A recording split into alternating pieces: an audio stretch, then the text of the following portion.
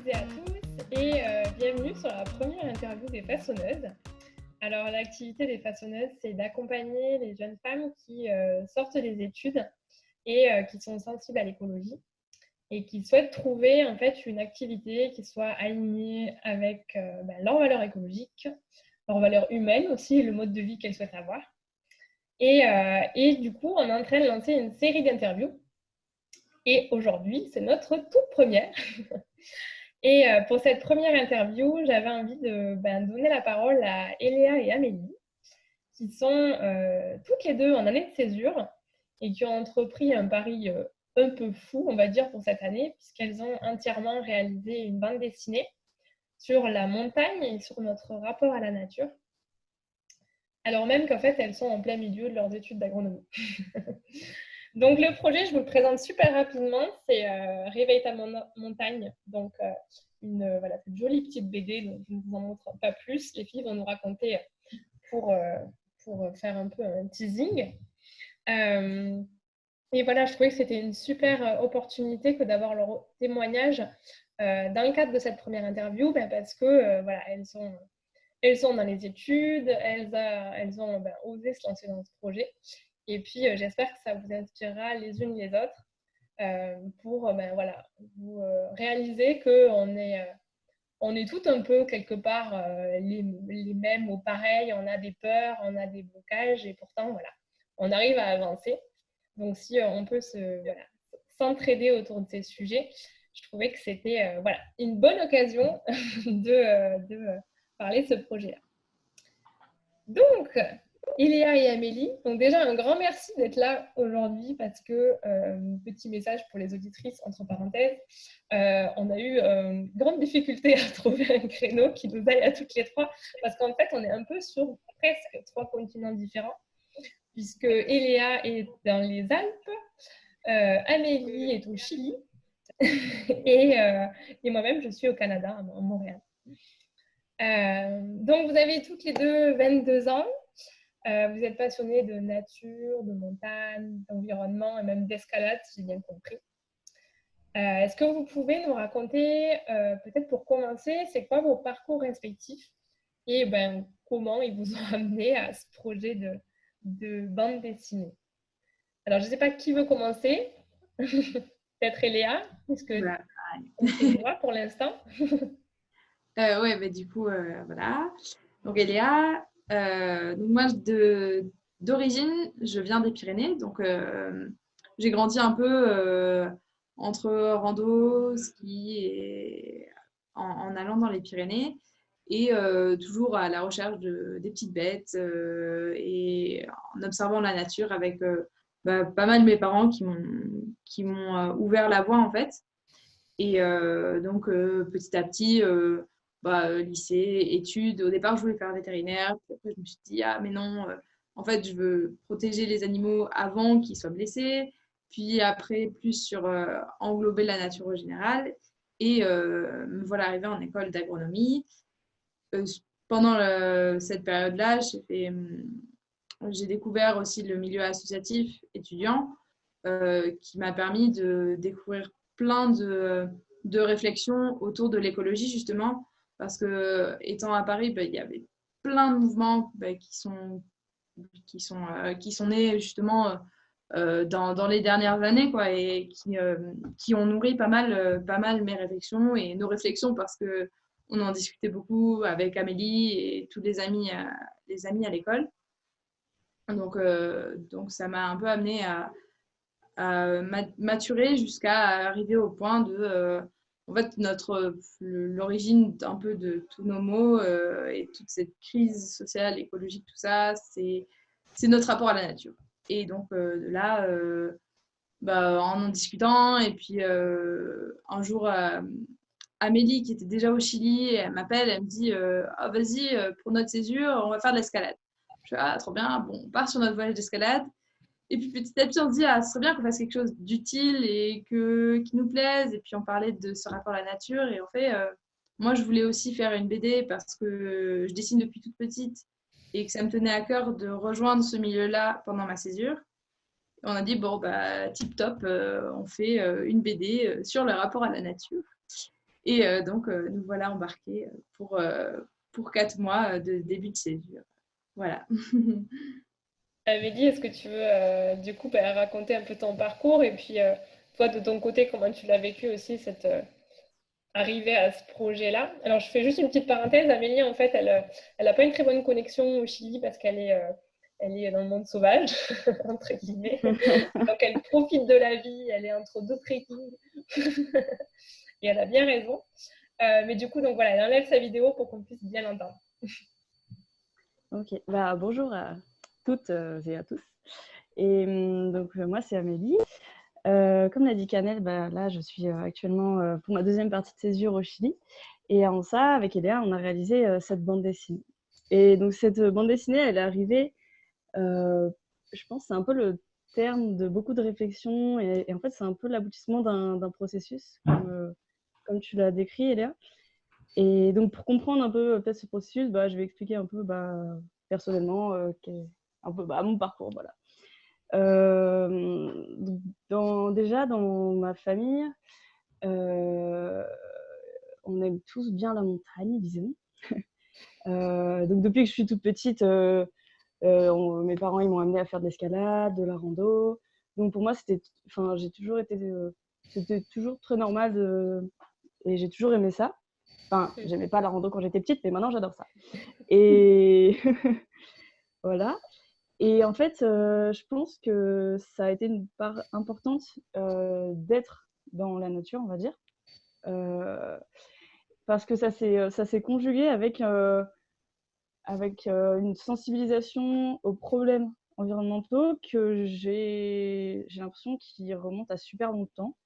Quand j'étais petite, je sais pas, peut-être 5-6 ans, c'était un peu il y avait déjà des premières sensibilisations. Je me souviens à l'école, on commençait, de manière très pédagogique. Il y avait des livres qui expliquaient les problèmes environnementaux et je pense que c'est hyper important. Ça m'a beaucoup marqué et je pense que ça ressort maintenant. Ça m'a toujours beaucoup marqué. Et mon premier engagement écologique, j'étais en troisième et avec une amie. Elle m'a expliqué en fait tous les problèmes de l'huile de palme et la déforestation, que ça tuait les orang-outans, enfin tous les problèmes. Et on a décidé pendant un mois de ne plus manger d'huile de palme. Donc c'était très difficile, mais, euh, mais on a à peu près tenu. Et maintenant que j'y pense, c'était un peu mon premier acte militant à l'époque, sans le savoir. Et ensuite, en fait, j'ai continué à plus aller à me rendre compte de tout ce qui n'allait pas, tous les problèmes. Enfin, une espèce de curiosité de savoir pourquoi ça n'allait pas, qu'est-ce qui n'allait pas. Et en fait, ça m'a amené à des études d'agronomie également. Donc, je suis allée en prépa agro-véto. À la base, j'ai eu un moment, je voulais être véto, mais ça a passé parce que je me suis dit, je veux faire quelque chose en lien avec. Et je savais pas quoi. Vraiment, je savais pas pourquoi, mais je me suis dit, dans toutes les études supérieures qui me sont proposées, c'est vers les écoles d'agro que je vais aller parce que c'est c'est là où je vais pouvoir peut-être faire changer les choses, peut-être avoir un travail qui a un impact. Mais en fait, je me suis toujours dit, en école d'agro, pour l'instant, je ne sais pas ce que je veux faire précisément, mais je vais le trouver. Parce que c'est tellement large ce qu'on nous propose que, en fait, je suis assez confiante, même si je ne peux pas dire, tiens, c'est exactement ça que je veux faire, que je voulais faire, que actuellement je vais faire. Mais petit à petit, je vais arriver. Je pense que c'est quelque chose peut-être important pour les gens qui se sentent aussi un peu perdus. Parce qu'il y a plein d'études. Enfin, je ne sais pas si on dévie du sujet ou pas, Camille, mais Non, non, vas-y, vas-y, c'est important de savoir, de comprendre ton cheminement jusque-là. parce que par exemple, si on fait des études, par exemple vétérinaires, on sait qu'on va être vétérinaire à la fin. C'est hyper défini, être vétérinaire. Mais il y a beaucoup d'études et beaucoup de personnes qui ne savent pas de manière précise ce qu'elles vont faire. Et je pense que c'est important d'écouter un peu la petite voix intérieure qui dit ah c'est par là que ça va être, tu vois. Et petit à petit, d'opportunités en rencontre, en fait tu vas construire ton parcours. Et enfin ça s'est passé comme ça pour moi, voilà. Et donc, arrivée en école d'agro, comme Eléa l'a dit, ben, j'ai participé aussi à beaucoup d'engagements associatifs, beaucoup de conférences pour comprendre, approfondir un peu un engagement associatif. Et avec toujours cette idée de qu'est-ce que je peux faire de plus utile qui corresponde. Et donc, j'ai essayé plusieurs choses, mais il y avait toujours... j'étais pas satisfaite de ce que ça donnait. Et je me suis dit, en année de césure, c'est là où on a une liberté totale de temps et pour faire ce qu'on veut. Et en fait, c'est là où s'est combinée cette passion de la montagne et de la nature à l'engagement écologique, en fait. Et ça a pris la forme d'une BD. Parce qu'en fait, à la base, je me suis pas dit, tiens, j'ai trop envie de faire une BD pendant ma césure. Parce que moi, je fais pas de dessin de base. Je suis plutôt lectrice que autrice à la base. C'est pas du tout, je me suis jamais dit que j'allais faire ça, mais c'est un peu un aboutissement de réflexion qui fait que, en fait, on avait envie de transmettre ce qu'on avait appris et ce qu'on avait compris avec Eléa. Mais plus que transmettre, on avait envie de faire émerger des nouveaux modes de pensée, des nouvelles réflexions et de faire changer, en fait, vers la direction, cette direction de repenser, donc, ce qui est dans la BD, repenser un peu notre rapport à la nature. Et l'angle de la bande dessinée, il est venu parce que déjà, Eléa, elle dessine super bien. Donc ça, c'est un gros avantage. Et en plus, la bande dessinée, c'est un genre que je trouve qui laisse une liberté formidable parce que, en fait, comment dire, le dessin, c'est une liberté infinie, on dessine ce qu'on veut. Et c'est pas comme un film où si tu dessines quelque chose de pas réel, il faut payer les effets spéciaux. Là, ça coûte le prix d'un stylo, tu vois. Et en fait, donc, ça laisse cette grande liberté, c'est hyper attrayant, ça se lit super facilement. Et en fait, ça permet de faire comprendre sous la forme d'un récit. Donc, en fait, tout ce qui est dit dans la BD, on aurait pu écrire un article super chiant à lire et que personne n'aurait lu. Mais c'est pas, c'est un format super académique, mais voilà, personne va le lire. Et la bande dessinée, c'est un moyen de faire passer un message. En fait, c'est le moyen artistique. Tu fais aux émotions, tu fais à l'histoire. C'est beaucoup plus profond que juste un texte écrit. Du coup, pourquoi on a fait une bande dessinée là-dessus. Et enfin, un peu le déclic que moi qui m'a dit, ça va être sur vraiment la montagne et tout. C'est que là, j'étais au Chili également l'année dernière et j'ai participé à une rencontre c'était de grimpeuses, donc que des filles grimpeuses. Donc c'était un mix entre grimpe et protection de l'environnement. Et je me suis dit, mais attends, un mix entre sport de nature et protection de l'environnement, mais pourquoi il n'y a pas ça tout le temps en France, tu vois? En fait, en France, c'est super séparé la protection de l'environnement. Soit tu es un écolo, soit tu es un sportif, mais c'est hyper rare que les deux ils se mixent. Il y a des choses qui existent, mais c'est pas automatique dans la tête des gens de se dire, bien sûr, si tu fais des sports dans la nature, tu as envie de la protéger, en fait. Il y a un peu cette séparation qui est faite. Et là, dans la rencontre que j'ai faite au Chili, c'était pas du tout le cas. Et ici, à l'inverse, c'est beaucoup les sportifs qui œuvrent pour la protection de la nature.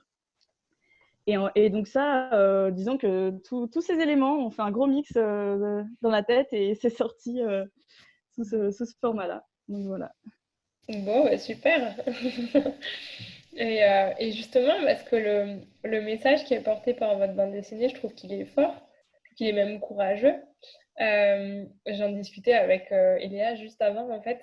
On discutait, on se disait que en fait, j'ai l'impression que vous avez construit vraiment la BD pour que ce soit au plus proche de ce que vous pensez, en fait, sur en quoi vous croyez. Vous n'êtes pas dit, bon, est-ce que ça va plaire aux gens ou pas? Et ça, je trouve que c'est vraiment une force. Mais est-ce qu'au moment où vous l'avez fait, est-ce que vous avez eu peut-être des doutes ou des peurs au cours de la réalisation de la BD? En fait, ça c'était sur le niveau des doutes et des peurs, c'est je pense plus lié aux techniques en fait, parce que du coup on se lançait aussi dans un genre qu'on n'avait jamais exploré. même si moi je dessinais, j'avais jamais fait de bande dessinée. Et bien dessiner, ça veut pas dire savoir construire un scénario et tout ça. Du coup, bah, on a commencé, oula, ah oui. On a commencé à faire un scénario, enfin, super, avec une belle une histoire, un personnage central. Et puis après, on s'est dit, est-ce que ça va? On est allé voir des gens pour, voir si ça allait, si c'était bien construit. Ils ont dit que les idées qu'il y avait dedans, elles étaient très bien, mais le problème, c'était que le scénario, ça allait pas. Et du coup, c'était, enfin, il y a eu des rebondissements, quoi. C'était pas tout beau de A à Z. Mais du coup, enfin, ça nous a appris aussi qu'un projet, ça se monte bah, en essayant quelque chose et en trouvant que bah, finalement, c'est peut-être pas forcément ça qu'il faut faire. Et en déviant et en retrouvant un autre chemin. Et tout ça enrichi par des petits apports, quoi. Par exemple, bah, la BD, là, pour trouver vraiment le bon angle d'attaque, c'est un peu un des déclics, ça a été la lecture de Alessandro Pignocchi, qui est aussi un auteur de BD, qui a travaillé aussi sur ce rapport de la nature, et, euh, et du coup, qui nous a beaucoup inspiré, et ça a un peu débloqué aussi la chose. C'est tout plein de choses qui nous sont arrivées et qui ont fait que on avançait. Des fois, on atteignait un summum, et puis après, on redescendait un peu, puis on remontait. Puis après, bon, une fois qu'on avait tout bien construit, il n'y avait plus qu'à dessiner. Et là, bon, c'était. mais, euh, mais c'était chouette. Ouais. Je sais pas, Amélie, Et tes peurs. pour rebondir, vous m'entendez bien ou je coupe la vidéo? À ce que tu as dit, Eléa, ouais, en fait, il faut se rendre compte que entre le moment où on s'est dit chouette, on va faire une BD et puis on va pouvoir bien transmettre nos idées, ça va être génial et tout ça, et puis le moment où en septembre, on s'est retrouvés toutes les deux autour d'une table, puis il y avait une feuille blanche devant nous et on s'est dit bon bah allez, hein. Et allez, il faut écrire un scénario et tout ça, et vraiment cette phase d'écriture de scénario, j'avais jamais fait ça, cette phase de création. Et perso, j'avais jamais fait ça. Et, du coup, comme a dit Eléa, on a commencé à faire notre première histoire. Donc, on voulait vraiment faire une histoire, un scénario, en se disant, bon, bah ouais, on peut le faire, hein. Et puis, quand on allait voir des scénaristes professionnels, là, au bout de 2 semaines, on s'est vraiment pris une claque.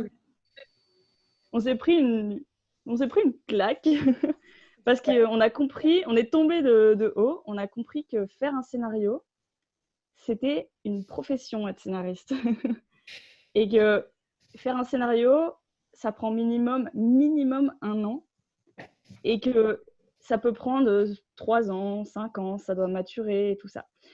Donc du coup, ce jour-là, voilà, on est tombé de haut, mais on s'est dit, on n'a pas abandonné. Je pense que c'était un peu, personnellement, c'est le gros moment de doute qu'on a eu. C'était ce moment de scénario, parce que le scénario, c'est une liberté totale. On peut faire ce qu'on veut, mais il y a personne comment dire, il y a personne qui va dire non, fais pas ça, ou fais pas ça, ou va dans cette direction. Dans 3 mois, ça va être chouette, ou ça va pas marcher. En fait, c'est vraiment la phase de gros doutes. Et du coup, après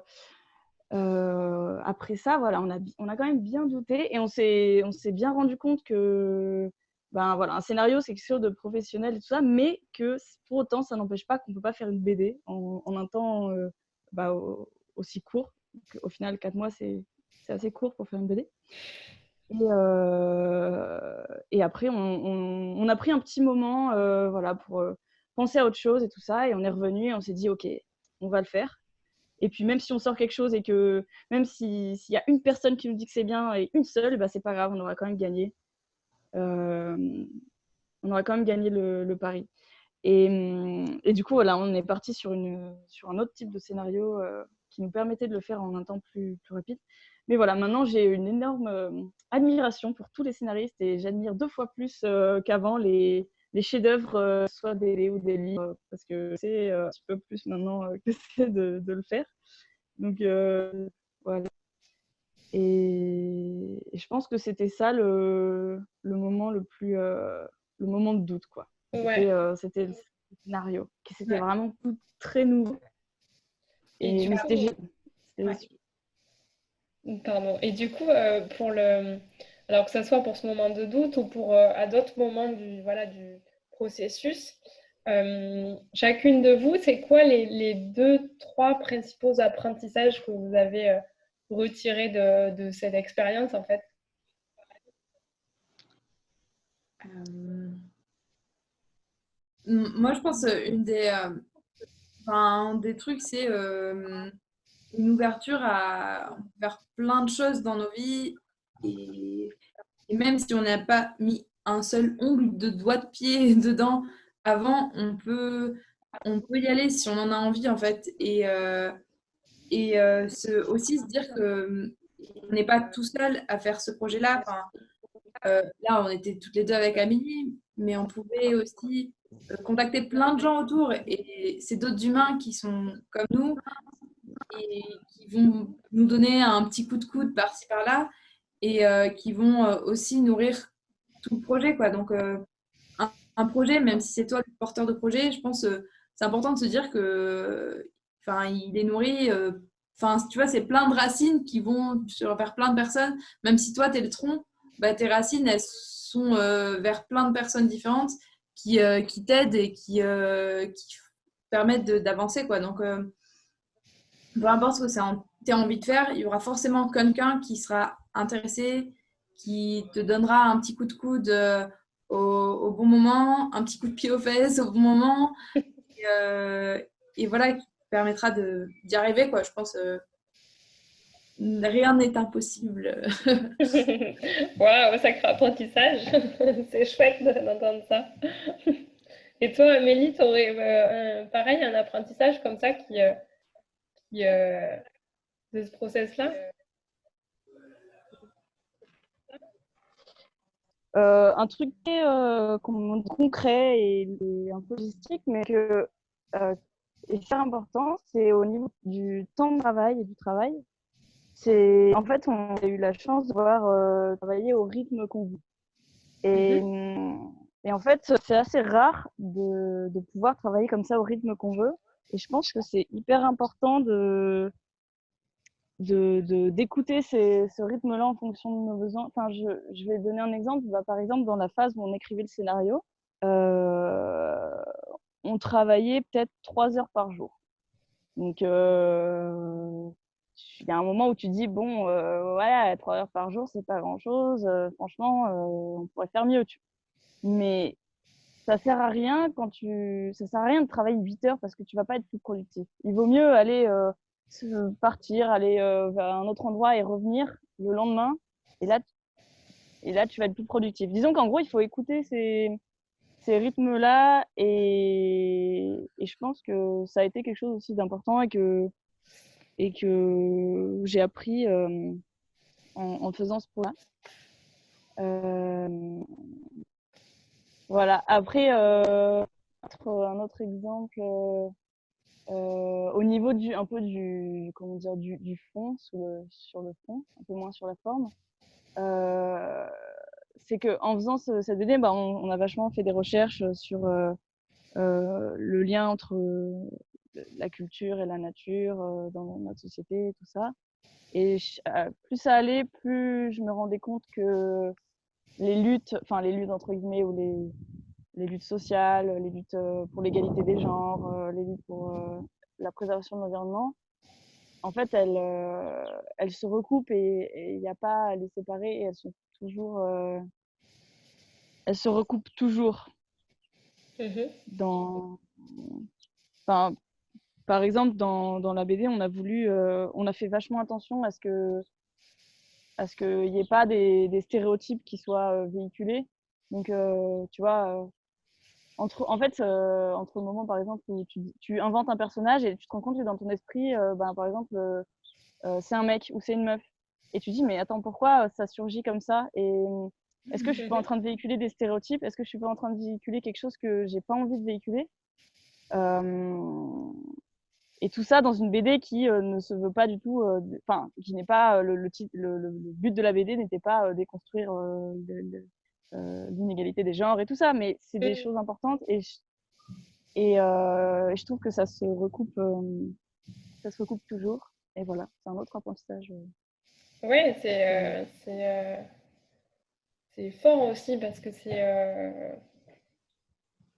oui, c'est l'occasion aussi de re-questionner ses façons de penser et à la fois vous appliquer ce que vous essayez de transmettre dans la BD, quelque part aussi. Sacrés apprentissages, visiblement. Et est-ce que vous pouvez nous en dire un peu plus sur, alors je ne sais pas si vous pouvez, mais sur l'après? Qu'est-ce qui se passe? C'est quoi vos projets pour la suite? Du coup, peut-être sur concrètement la BD. Donc là, comme disait Canel, elle a été du coup vendue par crowdfunding sur Ulule. Et du coup, il y a une partie en fait de l'argent de cette vente qui nous a permis d'en faire imprimer un nombre qu'on veut diffuser dans des refuges. Parce que du coup, les refuges en montagne, c'était ultra symbolique pour nous et important dès le début de mettre à disposition des refuges un exemplaire de la BD. Parce que c'est un endroit où justement on est un peu au milieu de cette nature et déconnecté de notre vie de tous les jours justement et ouvert à ces messages qu'on essaie de faire passer au travers de la BD. Et donc la prochaine vraiment étape, c'est contacter et être vraiment en lien avec les responsables des refuges, les gardiens, pour faire monter la BD là-haut et permettre à tout le monde de la lire. Voilà. Après, je sais pas, Amélie, tu veux prendre la suite ou... Allez. Donc là, on va chercher aussi à continuer la diffusion de la bande dessinée. Donc, on cherche une maison d'édition. Si quelqu'un travaille dans une maison d'édition, on est preneuse. Voilà. Et donc, si on ne trouve pas de maison d'édition, ce qu'on va faire, c'est que l'autre partie de l'argent lié à la vente de la première impression, je pense qu'on va l'utiliser pour réimprimer une seconde édition. Qu'on rediffusera dans les réseaux montagne, dans les réseaux plus environnementaux. Et je pense que, bon là, moi je suis à l'étranger, Eléa aussi elle est en stage, mais je pense que quand on va terminer notre année de césure, on va essayer de participer à des conférences, participer à des événements qui sont en lien avec le sujet de la bande dessinée. Donc que ce soit par l'approche montagne ou que ce soit par l'approche droit de la nature, voilà, en fait, pour que cette BD elle puisse avoir un impact, parce qu'au final on n'a pas fait une bande dessinée pour être contente d'avoir fait une bande dessinée, on a fait une bande dessinée parce qu'on a trouvé que c'était le meilleur moyen de véhiculer et de véhiculer une idée. Et donc plus c'est diffusé, plus ça a d'impact, plus on atteint le but le but de la bande dessinée. Donc du coup, je pense que ça va être sous cette forme-là. Voilà. Après, c'est hyper ouvert à plein de choses. Peut-être que, je sais pas, on va peut-être voir si on peut en parler avec peut-être des lycéens, plus des ados. C'est encore en réflexion pour la suite. Mais voilà, on est un peu ouverte à toute possibilité. Voilà. C'est chouette. Donc déjà, vous avez déjà des premières idées, mais c'est bien d'être ouvert aux opportunités et de faire parler du projet pour qu'elles arrivent. Si vous deviez, avant qu'on clôture notre échange, si vous deviez donner un conseil, une idée ou même une citation inspirante à d'autres jeunes femmes qui sont comme vous, mais qui hésitent à se lancer dans un projet qui fait sens, ce serait quoi? Moi, je dirais quelque chose par rapport à peut-être... en fait, pourquoi ne pas le faire? Pourquoi ne pas le faire? Est-ce que c'est une peur de l'échec? en fait, on en sort toujours plus enrichi, on en sort plus forte, on en sort, on apprend. Et je pense que toujours avoir une curiosité, dans le sens le plus large du terme, une curiosité de faire son projet, une curiosité. En fait, si déjà on a une idée de projet, je pense qu'il y a déjà une grande partie du. En fait, il reste à le lancer, mais d'avoir l'idée et d'avoir la motivation, c'est le plus important. Et ensuite, comment dire, si on a la motivation, on va y mettre l'énergie et ça va le faire, quoi. Et même si ça ne marche pas comme on veut, et ben en fait, on en retire des apprentissages, on en ressort plus fort. Puis, je dirais aussi, de pas, dans cette démarche de se lancer, quoi, ne pas hésiter aussi à, quand on monte un projet, qu'on ne sait pas trop vers où aller, s'appuyer sur ce qu'on aime, ce qu'on veut faire, pas garder les œillères du travail conventionnel comme on nous le dit avec les 8 heures par jour et dans un bureau devant un ordi, mais plutôt se dire qu'est-ce que j'aime moi, qu'est-ce que je veux faire. Moi, je voulais dessiner, je fais bam, hop, je dessine. Mais profiter de vraiment lier son projet avec quelque chose qui pour toi va pas être du travail, en fait, va juste être ta vie. C'est ça, en fait, ces 4 mois, pour ça, c'était pas du travail, c'était un projet, c'était juste notre vie, en fait, et ça faisait pleinement sens de vivre comme ça, en fait, et en faisant cette BD, et c'est ça, en fait, je pense bien tout connecter, et c'est comme ça qu'on prendra, je pense, en tous les cas, c'est comme ça que je l'ai vécu, qu'on prend le plus de plaisir à faire quelque chose, c'est quand ça fait partie de notre vie, quoi. Je suis tout à fait d'accord, Eléa. Merci beaucoup les filles pour ces messages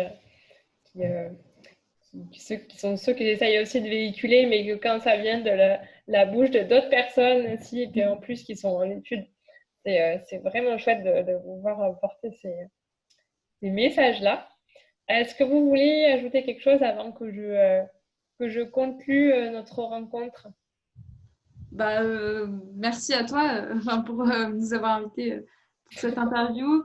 On a hâte de voir aussi les autres interviews et comment ça va avancer pour aussi en prendre de la graine, voir plein d'autres projets et on espère que ça va porter ses fruits et qu'il y aura plein de projets qui vont émerger de ça, quoi. Chouette, merci. Oui.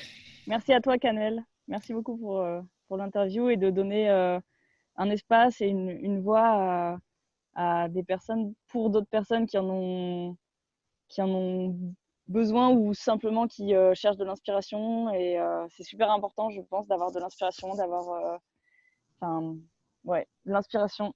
Et c'est top. Super projet. Un grand merci à toutes les deux. Déjà, un grand merci d'avoir accepté l'interview et puis d'avoir tenu bon pour organiser cette interview au niveau organisation administrative de chacune. Et puis un grand merci pour sur le fait de donner l'exemple par votre projet, parce que c'est vrai que j'ai l'habitude de dire que quand on se lance dans quelque chose d'un peu fou, en fait, ça montre la voie aussi. Et puis, ça permet à d'autres de s'engager à leur tour dans des projets un peu fous. Donc, c'est à la fois un peu, voilà, on ne sait pas trop où on va, mais en plus de savoir que ça va donner l'opportunité à d'autres de le faire, je trouve que ça donne en plus une autre dimension. Donc, merci pour ça, les filles. Et puis, bien sûr, voilà, je vous remontre la BD, Réveille ta montagne. N'hésitez pas à commander la BD. Je vais normalement mettre un lien, alors juste en dessous ou juste dessus, on verra, pour pouvoir la commander. Lisez-la, recommandez-la à vos entourages, à la fois parce qu'elle est super jolie, parce qu'elle est très agréable à lire, c'est vrai, et parce qu'elle porte un message dont on a tous grandement besoin. Voilà. Un grand merci et puis bonne journée et bon vent sur vos chemins à toutes et à tous. Salut, salut!